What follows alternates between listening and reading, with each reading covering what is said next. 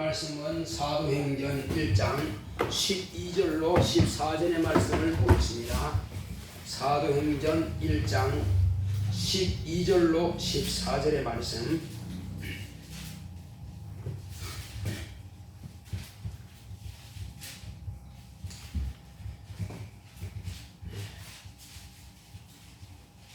사도행전 1장 12절로 14절.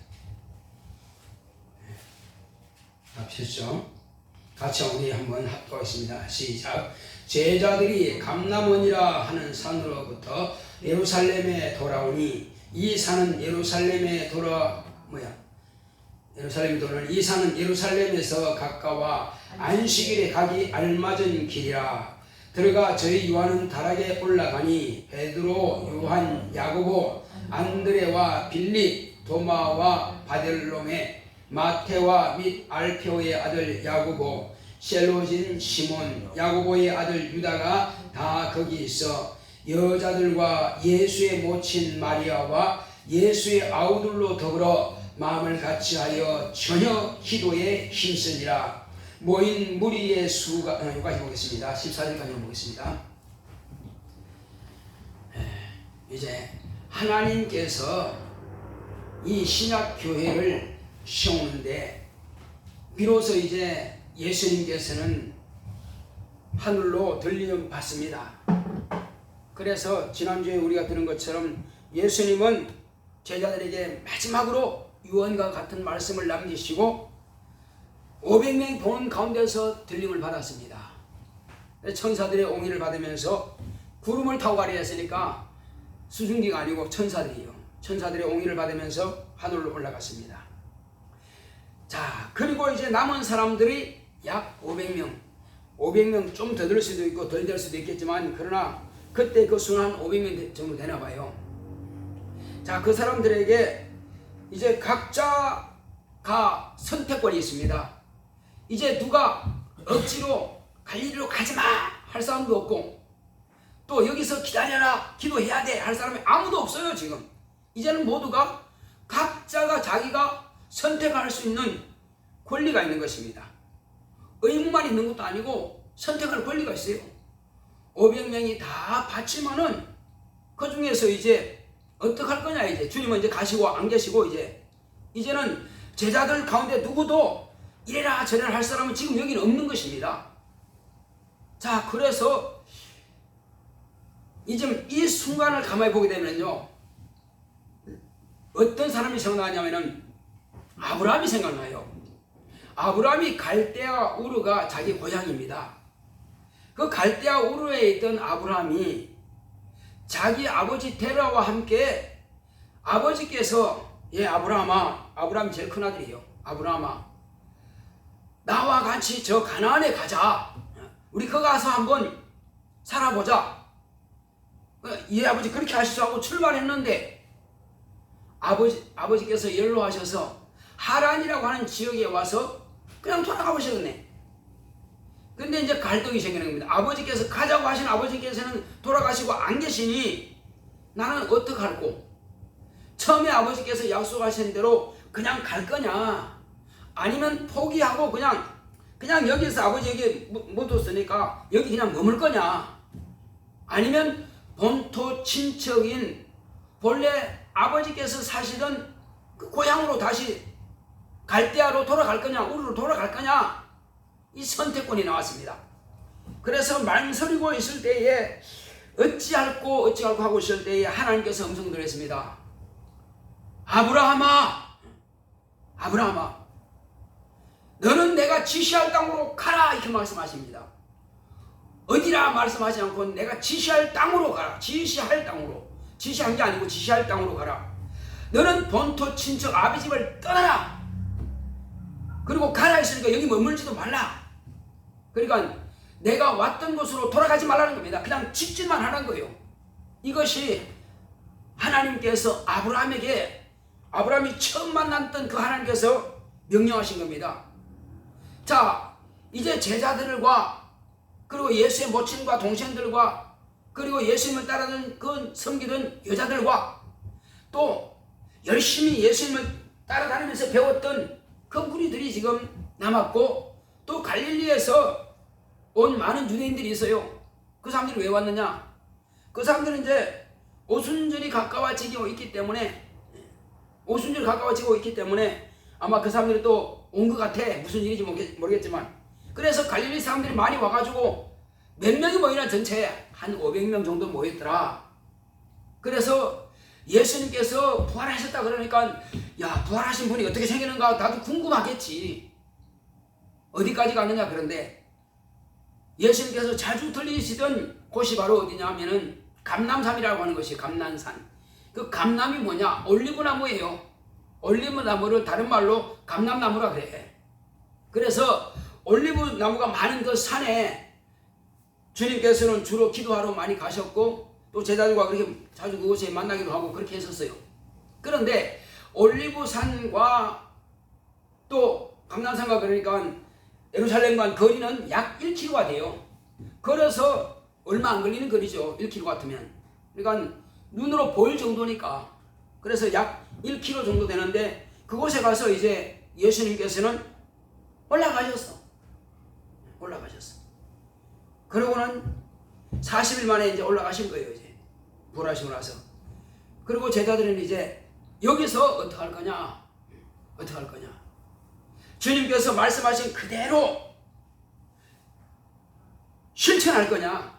아니면 아니 나 집에 할 일이 있는데 뭐 내가 꼭 예수님 제자도 아니고 예수님 따라다니는 것도 아니고 그러니 그냥 나는 갈래 해서 그렇게 열심히 있는 것도 아니고 생명에 대한 애착이 막 그렇게 많은 것도 아니고 그냥 기본적으로 율법을 지키던 그 습관을 따라서 왔다가 그냥 구경만 하고 예수께서 부활했다니까 부활하신 그분이 어떤 분인가 하고 구경만 하고 특별한 주님께서 말씀하신 것에 대해서 어떤 의무감이라든지 강제성이라든지 그런 마음이 전혀 없는 거예요. 그러니까 그런 마음이 없는 사람은 예수께서 분부하신 말씀에 대한 그런 애착이라든지 의무감이라든지 없는 사람들은 어디로 갔어요? 다 그냥 갈릴리로 돌아갔어요. 몇 명이 돌아갔어요? 380명이 돌아갔습니다. 나머지는 자 예수님의 제자들 11명과 또 예수의 모친과 그리고 예수의 동생들과 그 다음에 예수님을 따라다니면서 섬기던 여자들 예루살렘의 딸들아 나를 위해서 울지 말고 너와 네 자손들을 위해서 울라. 그런 예루살렘의 딸들 예수님을 따라다니면서 섬겼던 바로 그 사람들 그리고 비록 12제자에 속하지는 않았지만은 부지런히 예수님이 하신 말씀이 신기하고 능력보고 하니까 자기도 제자 되고 싶다 하는 그런 사모함이 있어요. 그런 사람들과 그러니까 뭔가 예수님께서 하신 말씀을 사모하는 사람들 그 사람들은 주님께서 하신 말씀대로서 내가 맨날이 못 되어서 아버지의 약속하신 것을 너희들에게 보낼 텐데 그러므로 그 약속이 이루기까지 내가 너희들에게 보내기까지 예루살렘을 떠나지 말고 이곳에서 유하라 하신 그 말씀을 명령으로 받은 사람만 남은 거예요. 그냥 그 말씀을 명령으로 받지 않은 사람은 다 갔고 그 명령으로 받은 사람만 도무지 그 말씀을 어길 엄두가 안 나는 거예요. 그런데 그 지금 상황은 어떤 상황이냐면은 예수님도 나사렛 이단이라 해서 죽였는 그들이 유대교 종교 지도자들이 이들 이제 예수님도 안 계시니 얼마든지 마음대로 할 수 있는 거예요. 그들이 만약에 갈릴리로 다 돌아갔다면 관심 없어요. 그들이 갈릴리로 다 돌아갔다면 그 뭐 신경 쓸 필요도 없어. 그런데 거기 남아 있다면 예수님의 제자들과 또 예수님을 따라 섬기는 그들이 만약에 예루살렘에 남아가지고 예수님께서 하셨던 그 일을 한다든지 아니면 그들이 말했던 대로 예수님이 부활하지도 않았는데 예수님이 그냥 죽어갖고 자기들이 감춰놓고는 부활했다고 거짓말해서 예수님이 부활했다 그러더라. 그 말을 만약에 계속 소개하게 되면은 유대교가 발칵 뒤집어진단 말이에요. 이건 유대교가 엉망진창 돼버리는 거예요. 또 거기 그들에 의해서 뭔가 이적이라도 나타난다면은 이거는 예수님이 계실 때보다 더 이제 엄청난 소동이 일어날 수밖에 없단 말이에요. 그리고 유대국 교회가 점점 더 무너질 수밖에 없단 말이에요. 그러니 그걸 뻔히 알고 있는 제자들이란 말이에요. 뻔히 아는 제자들이야. 그런데 지금 떠나지 말라고 했으니까 갈 수도 없고 안 가자니 지금 두렵고 말이에요. 어떻게 해요? 120명은 그래 남았어요. 이제 어떡하겠어요? 여러분 같으면 어떡하겠어요? 이제는 갈 수도 없어요. 지금 왜? 마음에 지금 그게 주님 말씀이 딱 걸려있으니까, 마음이 딱 걸려있으니까 갈 수가 없는 겁니다. 그게 명령이 되었고 의무감이 있으니까 못 가는 거예요. 그래서 이제 남은 사람들 어떡하느냐?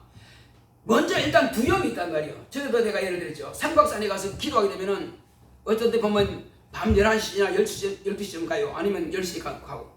그러면 이제 초저녁에는 막 기도합니다. 막 가다가 이제 12시 지나고 이제 1시 지나고 이렇게 되면은 서서히 다 내려가. 이제 점점 조용해져. 그럼 나중에 이제 조용합니다. 산이. 근데 조용하면 뭐예요? 아, 사람들이 다 내려갔구나. 그런 마음이 들겠죠. 그죠? 그럼 남아있구나. 마음이 벌써 두려워지는 겁니다. 혹시라도 뱀이 나오면 어떨까? 여름이니까. 뱀이 나오면 어떡할까? 또 혹시 뭐 부시럭하면 또 혹시 무슨 악한 짐승이라도 오면 어떡할까? 괜히 두려운 겁니다. 그러니 이 두려움을 떨치려면 어떻게 해요?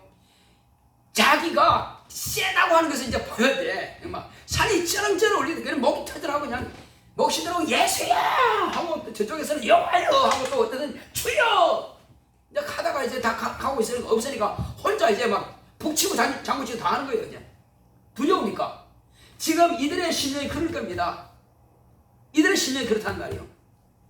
그래서 이제 이들은 바로 그곳에서 주님의 말씀을 따라서 확인을 해야 된다. 뭘 해야 되느냐?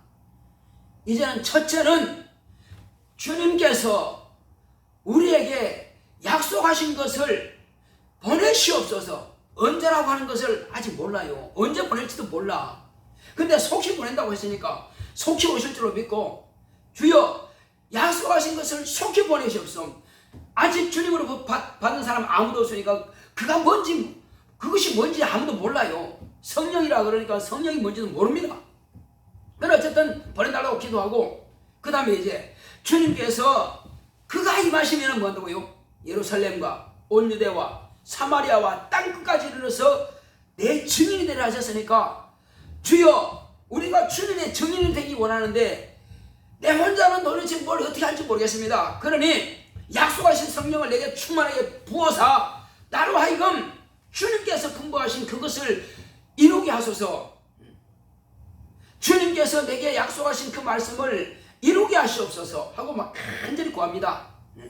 주여 내게도 능력을 주사 마귀를 대적하게 하시고 귀신을 쫓아내게 하시고 병든 자를 고치게 하시고 따르는 표적과 기사와 이적이 예수 이름으로 나타내게 하소서. 막 기도하는 거예요. 지금 이것저것 막 기도합니다. 기도하는데 어쨌든 주님께서 약속하신 것은 이루어야 되니까. 왜? 예루살렘부터 일단 구원시켜야 돼. 예루살렘부터 구원시켜. 그 다음에 이제 온 유대 다니면서 또 복음 전해야 돼. 근데 지금 내 형편으로서는 도무지 자신감이 없어요. 예수님도 혼자 그렇게 전도하는 게 아닙니다. 성령이 임하시자. 근데 성령이 임하실 때 예수님은 그전에는 기도한 적이 없으니 별로 안 했으니까. 물론 이제 유대인들은 보통 기도하긴 하지만은 그렇게 간절히 기도한 적이 없어요. 그런데 성령을 모시고 그때부터 40일간 간절히 간구하신 겁니다. 그런데 제자들은 성령 받기 전에 지금 두려우니까 일단은 막 간구해서 기도합니다. 내게 성령 부어달라고, 능력 달라고. 또 한 가지 있습니다. 주여 지금 우리의 위협함을 하감하옵소서. 지금 저 유대교 지도자들이 우리를 잡으러 올 텐데 도무지 불안해서 못 견디겠습니다. 주여 나를 도와주소서 하고 막 부르짖는 겁니다. 삼각산에 가서 막 기도할 때 두려워서 기도하는 것처럼 이들도 마찬가지란 말이에요. 결국은 이들이 두려워한 것이 임했어 안 임했어요? 임하죠. 이들이 성령 받고 나서 막 베드로가 막 복음을 전할 때 감옥에 다 가둬버립니다. 그 다음에 스데반 집사가 돌에 맞으면 죽죠. 그 다음에 또 요한의 형제 야고보가 또 목 잘리면 죽죠. 이들이 이렇게 막 간절히 기도함으로 해서 열흘 만에 성령이 마셨지만은 그전에는 이들이 얼마나 불안했겠어요. 그러니까 막 완전히 그냥 땀 흘려서 뻘뻘 흘리면서 막 기도한 것입니다. 예수님은 광야 기도를 하셨지만은 이들은 지금 골방 기도한 겁니다. 골방 기도할 때 저 베드로는 어떻게 기도하나, 요한은 어떻게 기도하나, 그러면 예수의 모친은 어떻게 기도하나, 그거 지금 신경 쓸 여력이 있어요? 남 지금 신경 쓸 여력이 없습니다. 내가 지금 여기 있다는 그 자체가 두려움인 거니까, 지금 무슨 화를 당할지 모르니까 일단 나부터 살고 보자. 어떻게 살아야 돼요? 주님께 기도해서 주님의 도우심을 내가 받아야 된단 말이에요. 그러니까 예수의 모친은 예수의 모친대로, 동생들은 동생들대로, 이제 거기 있는 사람들은 전부 다 기도 안 하고는 베길 수 없는 겁니다. 두려워서 못 견뎌요. 그러니 막 주여 나를 좀 도와달라고, 내 이 두려움이 내게서 좀 떠나가게 해달라고 그렇게 막 부르짖고 기도하는 거예요. 그래서 간절히 구하는 것입니다.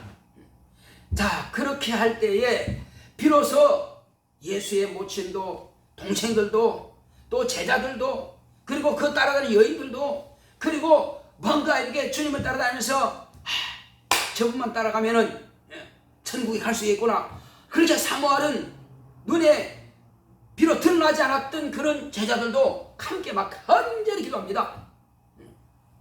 지금 우리는 음악을 틀어놓고 기도하죠. 그 사람들은 음악 같은 거 아예 없습니다. 각자 자기 목청을 다해서 그냥 힘을 다해서 막 땀을 뻘뻘 흘리며 막 기도하는 겁니다. 살아야 되니까. 이거는 지금 사느냐 죽느냐 문제예요. 우리는 지금 복받기 위해서, 상받기 위해서, 뭔가 하나님의 뜻을 이루기 위해서 지금 솔직히 말하면 우리는 너무나 평안하고요, 고상한 지금 신앙생활을 하고 있습니다. 근데 그때는 평안만 없고요, 고상한 것도 없고, 지금 내가 사느냐 죽느냐 문제, 거기 있는 겁니다. 지금 그 얼마나 다급하겠어요. 만약에 오늘날 우리가 이처럼 앞에 지금 언제 들어와서 누가 베드로냐, 누가 예수의 모친이며 잡아가야겠다, 그런 것이 당장 올 것 같으면은 기도 안 하고 베기겠어요? 아마 두려워가지고도 막 하나님 어찌합니까? 제발 저들이 우리를 잡아가지 못하게 하시고 주님께서 막아달라고 막 부르시고 기도했을 겁니다. 바로 그겁니다. 오늘날 우리가 그와 같이 막 위기 앞에 처는 자처럼, 지금 막 죽음 앞에 가까이 있는 처는 자, 이렇게 막 소리 지르며 부르짖고 기도한다면은 아마 우리에게도 엄청난 능력이 임할 겁니다. 이제 우리 마음은 지금 그런 마음이 돼야 돼요. 아주 다급한 마음이 돼야 돼요. 아주 갈급한 마음이 돼야 돼요. 아주 주님을 시간은 열심히 있어야 됩니다.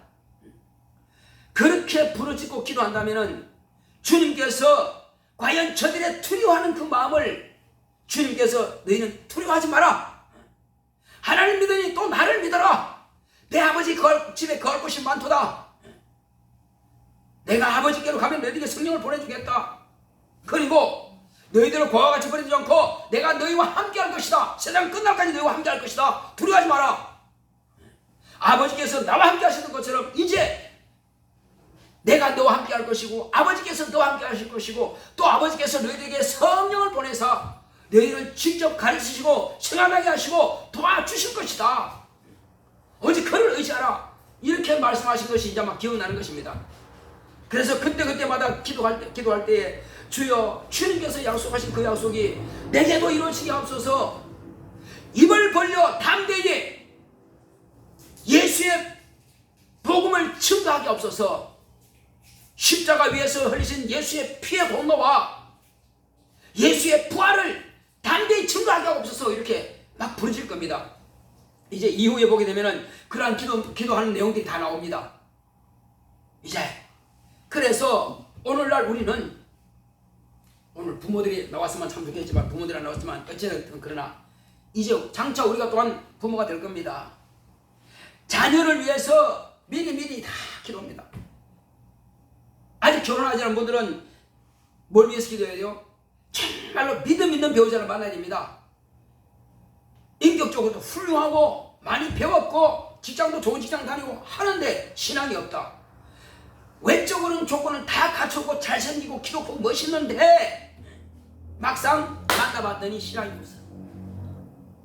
앞으로 나하고 같이 결혼 안 하겠습니까? 그럼 다 같지. 그럼 잘 믿을 수 있겠으면 그럼 잘 믿지. 과연 그럴 거냔 말이에요. 대답은 그렇게 한다 그러는데 딱 결혼해보면 언제 그러냐 식으로 가본다면 이 보통 문제가 아니란 말이에요.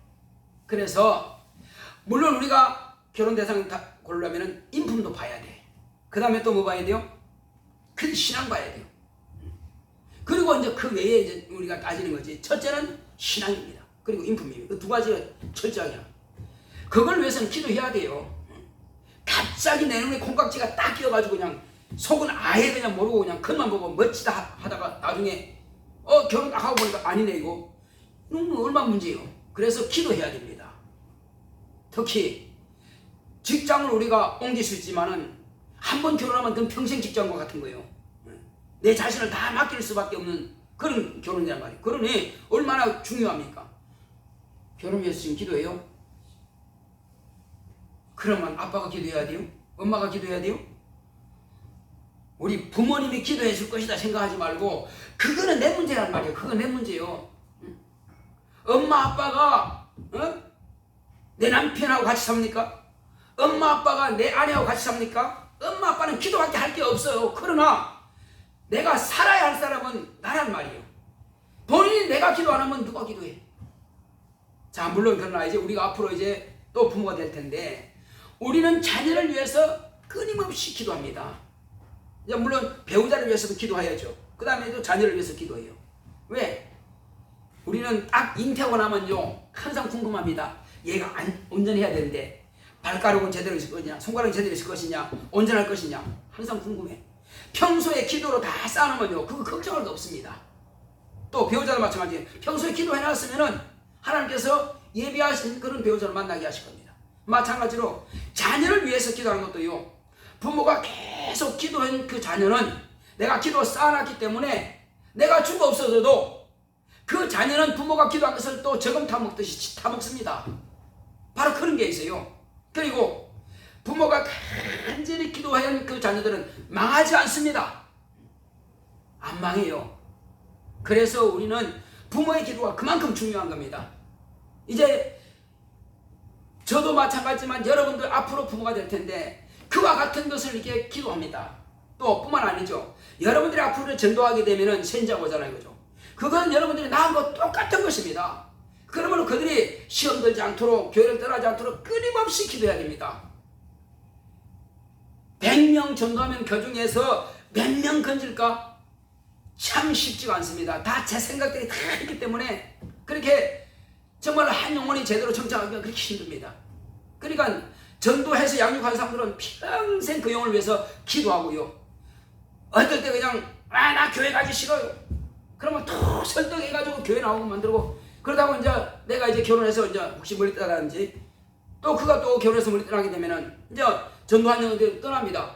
그럴지라도 그가 또 문제 생기면 나한테 전화해. 내가 전도했기 때문에 뭐 이렇게 또 목사님 것들이 또 그렇게 해서 안 나간다 그래. 그러면 비록 우리가 지금 내가 있는 교회는 안 나온다 할지라도 그 교회에 큰 설득해서 나갈 수 있도록 그 신앙 떨어지지 않도록 하는 게 이게 꼭 내 자녀를 시장과 보낸 거하고 똑같습니다. 끊임없이 우리는 그 전도한 사람을 위해서 기도하는 거예요. 그러니까 내 믿음이 떨어지면 안 돼. 내 믿음 떨어지면 내 전도한 영혼들까지도 믿음이 떨어지거든요. 부모가 신앙 떨어지죠. 자녀도 신앙 떨어집니다. 그런데 다행히 저는 이 목회하기 때문에 신앙이 떨어질 수가 없네.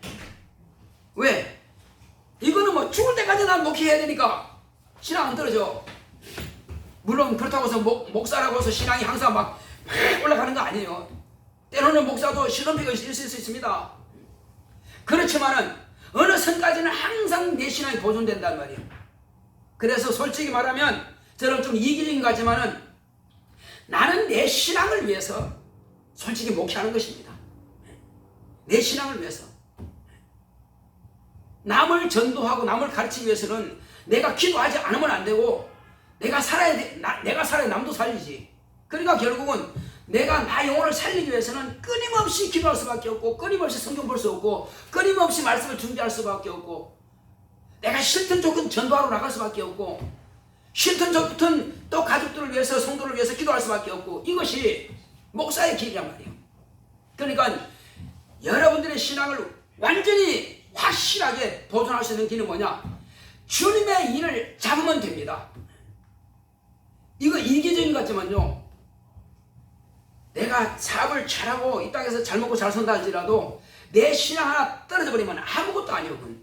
그러나 비록 이 땅에서는 좀 부족하다 할지라도요, 내 믿음이 견고하고 천국에 가는 저 길이 성모가 된다면 아무것도 걱정할 거 없어요. 그래서 첫째는 내 신앙이 완벽해야 돼요. 내 신앙이 온전해야 돼요. 그러니까 내 신앙이 온전히 하기 위해서는 기도해야 됩니다. 근데 기도하면 자기만 위해서 기도하면 별로 기도할 게 없어요. 왜? 내 공부 잘하게 해주세요. 내 진로 인도해 주세요. 또 내 배우자 주세요. 뭐 몇 가지 하고 나면 없어요. 그러나 내가 지금 전도를 하고 있다면 그 영혼을 위해서 얼마나 사모하겠어요? 얼마나 기도하겠어요? 또 내 가족들을 위해서 기도하고, 또 우리는 교회 성도를 위해서도 사실 기도해야 돼요. 그러니까 나만 위해서 기도하면 진짜 몇 가지밖에 없습니다. 우리는 교회 왔으면 정말로 첫째는 내가 은혜 받기 위해서는 목사님이 나에게 말씀을 가르칠 때에 영감 있게 좀 가르쳐달라고 기도해야 되고요, 덕력 있게 가르쳐달라고 기도하고, 또 목사님에게 권세와 능력 충만을 주셔서 나를 위해서 축복할 때 그 축복이 내게 임하게 해달라고 기도하고, 또 내가 어째 아프든지 간에 우리 성도가 아플 때 목사님이 선고 기도하면은 그 병이 떠나게 해달라고 기도하고, 그래서 우리는 목사는 성도를 위해서 기도하고 성도는 목사를 위해서 기도하는 것입니다. 할렐루야. 다 주거니 받거니 하는 거예요. 나는 기도 안 해도 뭐 목사님 나를 위해 기도하겠지. 그건 맞지만은, 그러나 우리는 그게 이기적인 신앙이에요. 한편만 위해서, 예수님도 오직 안 했으면 그분 하느님인데 겟세마네 동산에 뭐라 했습니까? 내가 심히 고민하여 죽게 됐습니다. 아니 내가 십자가에 못 박혀 죽는 거 그게 걱정이 아니에요. 그거는 어차피 그렇게 되기로 성경에 기록되어 있으니까. 그런데 심히 고민하여 죽겠다는 거예요. 왜 고민할까요? 그 주님은? 어차피 그렇게 성경대로 기록된 대로 가시는데 뭐가 그렇게 고민할 게 많냐고 말이에요. 자, 부모가 자식을 낳았어. 근데 자식은 아직 어려, 철이 없어. 근데 내가 죽게 됐어. 아니면 그거 이해하시죠? 아직 애는 어린단 말이에요. 그 나는 이제 죽게 돼서 얼마 안 남았단 말이고. 내 죽는 거는 뭐 어차피 신앙이 있으니까 나보니 가니까 걱정 안 돼. 난 솔직히 말하면 걱정 안 돼. 그런데 이 새끼들 어떡하냐, 이 자식들 어떡하냐고. 그게 기가 막힌 일입니다. 그게. 그것 때문에 주님은 그런 심정이라니까. 제자들 보니까 아직 믿으면 힘들어. 왜? 당장 주님이 잡혀야 보니까 다 도망가고 없네. 야, 이거 참 기가 막힌다 이게. 그러니 뻔한데 이들의 눈에 뻔해. 어떻게 될지 뻔해 아니야. 그러니까 이들을 하나님께서 지켜주지 안 된단 말이에요. 아버지께서 이들을 보호하지 않으면 안 되는 거예요. 이들의 마음을 지켜줘야 돼, 무엇보다도. 그래서 무릇 지킬 만한 것보다 네 마음을 지키라는 겁니다. 제자들의 마음을 지킬 능력이 없어. 그러니 내가 심히 고민하여 죽게 되었으니 하신 것은 너희들 신앙 보니까 내가 심히 고민이 된다. 나는 어차피 이렇게 죽기로 되어 있고, 주님께서 말씀하신 대로 모세가 나무에 뱀을 단 것처럼 나도 나무에 달려야 하리니, 나도 이제 땅에서 들리면 내가 온 세상을 내게 미끌거니라. 주님은 다 알고 계시는 사실이란 말이에요. 어떻게 죽을 거 뻔히 아시는 사실이라고. 그런데 심히 고민한다는 것은 그 제자들이 그 신앙을 끝까지 지켜야 돼. 아직 성령 임하기 전이란 말이에요. 성령 받아서 문제가 안 돼. 성령 임하기 전에요. 반드시 주님께서 하늘로 가셔야 아버지께로부터 성령을 구해서 받아가지고 부어주는데, 그때까지가 보존이 문제란 말이에요 지금. 그리고 주님이 떠나가 있다면 누구도 이들을 터치할 사람이 아무도 없어. 누가 대표자 세웁니다. 모세가 떠나가게 되기 전에, 떠나기 전에 누가 세웠지요? 요수아를 세워놨단 말이에요. 요수아를 세워놨으니까 요수아 가지고 자기는 떠나도 이제 요수아가 있으니까 그대로 이끌어 간단 말이에요. 그런데 지금 여기는 대표자가 없습니다. 주님 당신 떠나고 나면 어떤 사람들은 베드로가 뭐 수제자인데, 근데 베드로가 수제자인지 아닌지 모르겠지만은 대표자를 세워놓지 않고 그냥 가는 거예요. 그러면 각각 자기 생각대로 갈 텐데, 이때가 문제란 말이에요. 성령 임하시기 전까지가 문제예요. 성령이 임하시면 그때부터 성령께서 이끌어 가시니까 그래도 그나마 문제가 안 되는데, 아직 성령 받기 전에 과연 내가 한 말을, 내가 잡힌다고 분명히 말했고 그리고 이렇게 죽을 게 된다고 하는 다 말했음에도 불구하고 도망가는 그들이 도망간 그들이 과연 도망갈 뻔히 아는데 주님께서 그랬어요. 네가 과연 나를 위해서 죽겠느냐? 나는 불 속에라도 주님이 가신다면 내가 불 속에로 따라가겠습니다. 그러냐? 네가 다 굴기 전에 3번 나를 부인할 것이다. 주님은 그들의 마음을 다 알고 계시기 때문에 그래서 심히 고민하여 죽게 된 것입니다. 그래서 심히 고민하여 죽게 되었지만 이제는 그래서 같이 기도하자는 것입니다. 나를 위해서 기도해라. 나를 위해서 기도해라. 너희 자신을 위해서 기도해라. 시험에 들지 않게 껴있어 기도하라. 2번씩이나. 또 마지막 3번. 자, 마음은 원이지만은 욕심이 힘이 약하도다. 이겨낼 힘이 없는 겁니다. 마귀란 놈이 생각을 집어넣으니까 피곤해, 졸려, 재 뿌리듯이, 수면제 뿌리듯이 졸리게 해요. 기도할 능력이 없어. 그러니까 주님은 얼마나 답답하겠어요. 그러나 주님께서 가시고 난 이후에 제자들은 이제는 주님이 직접 여기 계셔가지고 우리를 보호하고 우리를 이끌어 가시고 막 능력해가지고 그럴 분이 지금 안 계신단 말이에요. 이제는 각자예요 이제. 그러니 누가 기도하는가 안 하는가 지금 볼 여력이 없어요. 지금은 오직 내 자신이 살기 위해서 팍 부러지고 기도하는 겁니다.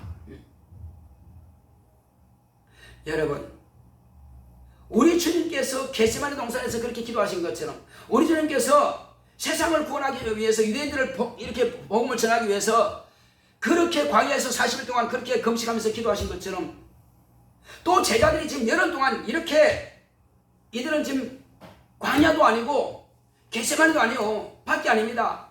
이들은 지금 다락방입니다.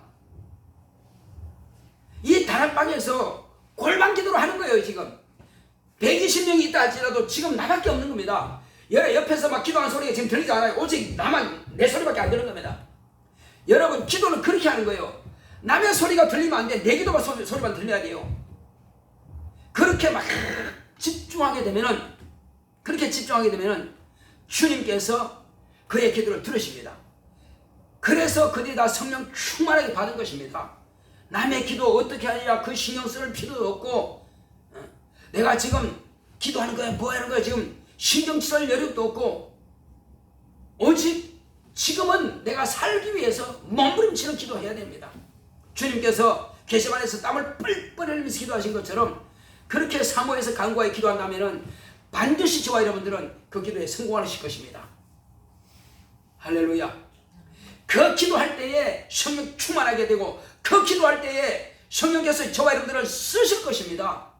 권세를 주시고 능력을 주시고 힘을 주시고 지혜와 영감을 부어주셔서 소심하지 않고 더욱 담대하게 말씀을 증거하게 하실 것입니다.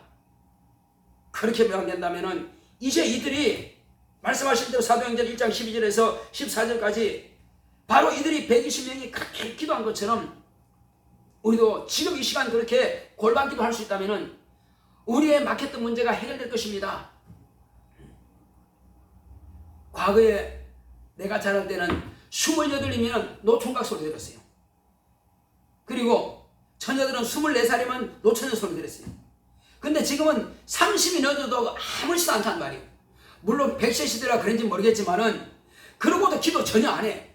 무슨 빼기로 기도 안 하는지 무슨 담대함으로 기도 안 하는지 난 이해가 안 가요. 그것만 반드시 기도해야 됩니다. 화평히 기도하고 있죠? 네. 아니 안수사님이 말고 그들이 결혼을 위해서 기도하냐고요. 그까지 물어보지 않았어요. 그거 나는 24살에 처음 예수 믿는데요. 그때 내가 오기 전부터 목사님은 저도 그 기도는 안 했거든요. 기도해야 돼요. 저는 그래서 참 수심한 사람이 우리 집사람 만나가지고 수심 맞은 겁니다. 집사람 속 터져 죽겠지만 이만. 저는 기도 한 번도 안 했어요. 나는 수심 받은 사람이요. 왜? 목사님이 계속 기도하라 그러니까. 근데 계속 기도했는데 어째 그렇게 만나지 못하는지요. 다른 사람들은 잘 가더라고. 근데 나만 못 갔어. 그런데 어쨌든요, 그렇게 해서 딱 한 사람밖에 없는데 제대로 만나야 될 거 아니에요. 그렇게 자녀들한테는요, 반드시 아버지가 기도를 해야죠, 당연히. 그러나 내가 너의 아내와 같이 할 것도 아니고 내가 네 남편과 같이 할 것도 아닌데 어째서 너는 무슨 벽으로 기도 안 하냐? 기도할 수밖에 해야 됩니다. 어떤 사람들은 아니 뭐 지들이 시장가 안 간다고 그러니까 놔둬요 그냥. 그게 무책임한 거죠. 부모 그 무책임은 안 됩니다. 내가 진짜 죽게 되는데요, 그들이 아직 시장가 안 갔어요. 지금 나이는 찼어. 그럼 어떡하려고요? 그러면요 진짜 보통 문제가 아닙니다. 반드시요, 내가 건강할 때에 시장 가서 손자도 봐야 되고 그래야 안심하죠. 막상 이제 혼자 살면서 내가 가고 없어 이제. 그러면 어떡할 거냐? 심각한 문제입니다. 근데 요즘 부모들이 참 담대해. 벌써 40, 50 아들 됐는데도 불구하고 걱정들 안 한단 말이요. 물론 걱정을 하겠지. 답답하진 않가 봐. 그런 사람 많아요 지금. 캥거루 중에 얼마나 많은지 몰라. 심각한 문제예요. 그래서 우리는 그들로 하여금 빨리 시작 가서 그렇게 생활할 수 있도록 그냥 나 하나만 위해서 기도하는 건 아니죠. 우리는 나았다는 것은 어쨌든 나도 지금 이제 벌써 30 다 돼가지고 이제. 근데 아직 장가 못 보려니 내가 책임이 나도 나 답답하죠. 그런 문제 전혀 신경도 안 씁니다. 아직도 문제 자체를 생각 안 하지 않아. 심각한 겁니다. 나는 답답해 죽겠는데 진짜 심각하지 않아요. 아예 생각도 안 해 지금. 얼마나 답답하겠어요. 그러나 우리는 부모님들은 어쨌든 자녀를 위해서 기도합시다. 기도해야 돼요. 그 다음에 그것은 내가 낳은 책임이니까 해야 되고, 자녀들 여러분 정말 배우자 위해서 기도하세요. 그리고 장차 여러분들의 자녀를 위해서도 신앙에 키우려고 미리 기도해 놓으세요. 자녀 어렸을 때부터 그 결혼하기 전부터 기도할 때 하나님 자녀들 정말 주 앞에 쓰임받게 하소서. 난 주의 종으로 드리겠다고 그런 약속을 한 적이 없습니다. 왜냐하면 그들의 인생을 그들이 책임져야 되기 때문에 그것까지 내가 막아버리면 안 되니까. 그래서 다만 꼭 목사가 돼야만 쓰임받는 거 아니에요. 그래서 다음 그래요. 너는 지금 너 이런 현장에서 주님의 일을 해라. 너는 네가 있는 그 현장에서 주님의 일을 하라. 항상 저 이야기하죠. 왜? 그게 마땅한 내가 가르쳐야 될 몫이기 때문에 그렇습니다. 뭐 내가 뭐가 되면 하겠죠. 맨날 내가 뭐가 되기 전에 지금 그 과정도 중요하다는 말이에요. 초등학교면 초등학생 때 친구 전달할 수 있고, 중학생이면 중학교, 고등학교, 대학교면 대학교, 직장인 그렇게 해서 각각 자기가 있는 그 위치에서 우리는 복음을 전할 책임인 주님께서 우리를 명령하시고 부여하셨는 것입니다. 우리는 주님의 명령을 부담을 가져야 됩니다. 지금 이 예루살렘에 있는 120명의 그 제자들은요, 부담을 다 가지고 있습니다. 근데 무슨 부담이 있어요? 첫째는 예루살렘에 내가 머무는 날 동안에 죽을까 두려운 겁니다. 언제든지 잡아 죽이면 죽어야 돼요. 주님께서 그냥 갈릴리로 가라 했으면 편하고 그냥 룰루라라고 했을 텐데 가지 말라고 했으니까. 그래도 편하게 간 사람들은 할 수 없어. 편하게 간 사람들은 주의 명령을 그냥 부담을 안 가져니까. 그러나 주님의 말씀을 따라서 제자라고 생각했던 그들은, 주의 말씀을 따랐던 그들은 엄청난 부담이 있습니다. 예루살렘에 머무는 동안에 언제 잡혀 죽을지 모르니까, 언제 감옥에 갈지 모르니까 그들은 이들을 파리복숭처럼 생각합니다. 아무 죽이는 건 전혀 부담이 없어요. 왜? 유대교를 볼 때 이들은 이단이니까, 다 거짓말쟁이니까 그렇게 보는 거예요. 유대인들 볼 때. 자, 그러니 얼마나 부담 가겠어요. 첫째는 그런 두려움 때문에 기도하고, 둘째는 주님께서 명령하신 그 명령을 이루어야 되기 때문에 기도하고, 셋째는 자기에게 지금 능력이 없다는 것을 알아요. 내가 무슨 말 할지도 모르겠고 뭘 가르칠지도 모르겠고 주님에 따라서 열심히 배우긴 했는데 과연 내게서 능력이 나타날지도 그것도 모르겠고, 그리고 주님께서 약속하신 그 아버지로부터 보내실 약속을 내게 언제 보일지도 모르겠고, 그러니 한 서너 가지가 문제라고 간절히 기도하는 것입니다. 우리 교회야 뭐 목사님이 알아서 하시겠지, 뭐 능력 받든 뭐 자기가 알아서 하겠지, 뭐 그럴 수 있으나 이제는 목사님만 있는 것이 아니고 이제는 우리 각자가 여기 120명 예수의 제자들처럼 각자 입장이 돼야 돼요. 내가 기도하지 않으면 원수가 나를 회방하는 것이고, 기도하지 않으면 귀신이 회방하는 것이고, 기도하지 않으면 내 앞길을 나도 모르는 사이에 원수는 턱턱 막고 있습니다. 그러니 기도할 수밖에 없는 거예요. 그리고 주님께서 우리에게 분부하신 말씀은 나도 이들처럼 그 일을 실천해야 돼요. 모든 족속을 제자로 삼으라 하신 것은 성경에 기록됐다는 것은요, 그들을 위해서만 있는 게 아니고 지금 2000년이 지난 오늘날 저와 여러분들에게 주님께서 명령하신 명령이란 말이에요. 이 명령을 저와 여러분들은 의무감을 가지고 부담을 가져야 됩니다. 당신이 목사니까 당신이 알아서 해. 그럼 나는 안 해도 돼. 그렇습니까? 그건 아니잖아요. 우리 모두가 다 이 말씀을 읽는다면은 그 말씀을 읽는 신자에게, 읽는 그 사람에게 주님께서 우리에게 말씀하신 거란 말이에요. 우리가 지금 이 말씀을 듣고 있는 우리도, 저도 지금 전거하고 있지만은 저도 이 말에 대한 책임을 져야 됩니다. 그 듣는 여러분도 또 책임을 져야 되는 것입니다. 그럼 우리는 이 일을 감당하기 위해서는 하나님, 내가 소심해서 안 되겠는데요. 그거는 예수 믿기 전에 그 말 할 수 있어요. 예수 믿고 난 이후부터는 성령께서 우리 온 가운데 계시고 성령의 성품으로 율법과 양심으로 정죄받던 그때 아담의 자손처럼 그렇게 생활하는 게 아니고 이제 우리는 하나님의 자녀가 되었단 말이에요. 예수의 생명을 가진 자란 말이에요. 성령의 성품을 가진 자란 말이에요. 이제는 우리가 강하고 담대하게 말씀을 증거할 수 있는 능력을 우리가 구해서 그와 같이 강하고 담대하게 복음을 전할 수 있는 능력이 있어야 됩니다. 우리가 그 능력이 없기 때문에 구하는 거예요. 예수님은 하나님의 아들이실지라도 성령을 받았고 40일 검식하셨고 막 복음을 전하고 귀신도 쫓겨나가고 하면서도 그분은 낮에는 그렇게 복음 전하다가 저녁에는 산에 가서 기도하셨어요. 감람산이에요. 여기 또 갈릴리에 있을 때는 그 변화산 같은데 그런 데 가서 또 기도했어요. 아니면 동네 어기 가서 기도하시고, 노숙자처럼 집에서 주무시는 것이 아니라 항상 밖에서 그렇게 예수님은 생활했습니다. 이제 우리는 주님께서 그렇게 하나님의 아들이실지라도 항상 기도 없이 생활하지 않고 항상 아버지 앞에 감사 기도했어요.